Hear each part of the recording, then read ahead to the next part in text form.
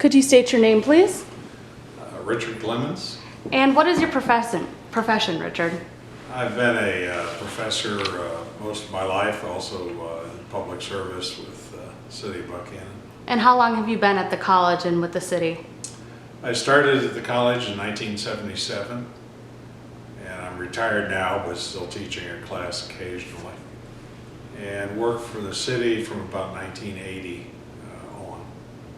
And how did you first get involved with Rotary? My first experience with Rotary was actually with my grandfather. When I was growing up, I was a junior in high school, and I knew he was a Rotarian, but I had never been to a Rotary meeting. And what they did would be to take a small group of students from our high school to a Rotary meeting every once in a while, and I was picked and actually sat with my grandfather at a big they had pretty formal meetings back then, and a big formal meeting in Mansfield, Ohio, which is where I grew up. And they probably had 60 or 70 members at their meetings, all coat and tie, and pretty formal, big hotel. And who was your sponsor at the Buckhannon Rotary? A fellow at the college who's passed away now, but Dr. Joe Mao. He was a philosophy professor, and we had struck up a friendship early on, and he encouraged me to join. And one of the things I enjoyed about Rotary was at the time I was a single parent, so I didn't have evenings or other times that were very convenient, and Rotary met at noon. And so I was eager to join and become a Rotarian. And have you sponsored anyone through the Buckhannon Rotary? Yes, I have. It's been a number of years ago now, but you know, that's a good process to go through and get new individuals involved. So do you remember your first Rotary meeting at Buckhannon?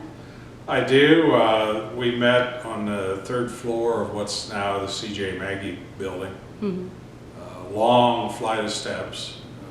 Again, relatively formal meetings. They were different times. There was one other fellow there who I noticed would show up in a plaid flannel shirt, and I wasn't much on ties or getting dressed up, and I figured if he could show up, because he was a rather well-known individual in the community, mm-hmm. If he could show up without a tie, I could show up without a tie. And I did. And over the years, Rotary's gotten much less formal. Of course, the whole world's gotten less formal. Okay. What are some of your favorite memories with Rotary over the years?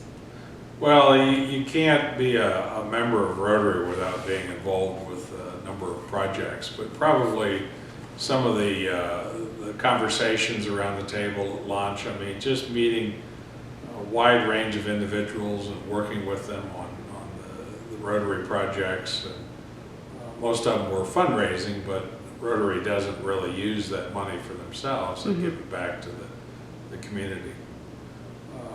The other area of Rotary that I've enjoyed is service to the world. I've been able to travel quite a bit around the world, and it's amazing how many times I've run into a project that was funded or helped with Rotary International. So I've been very pleased and become a Paul Harris Fellow early in my career. Found the whole association with Rotary to be very, very meaningful in my life. And how long have you been a member of Rotary? Well, joined in 1977, so it's in Buckhannon. In Buckhannon. Okay. It's been a long time, and what a very, very interesting time. So there's only a few individuals there that have been members longer than I have. So back then they didn't accept women at the time, did they? No, they certainly didn't. It was strictly a men's club. They were much more restrictive in terms of membership, who could join, and the types of individuals. when you walked into the third floor, we shared a meeting room with another service club, but it was really considered Rotary's room. Mm-hmm. And we had, as you walked in, we had pictures, 8 by 10 photographs, each one framed individually, would line the wall of every president since the very beginning. Mm-hmm. In fact, I know we still have those photographs, and it was kind of a tradition to walk in and see all the folks that had been members over the years. So, be honest here, what was your opinion on women joining Rotary? Be honest? Well, I wasn't terribly, not strong emotions one way or the other, but I would definitely say there was a lot of conversation at the time.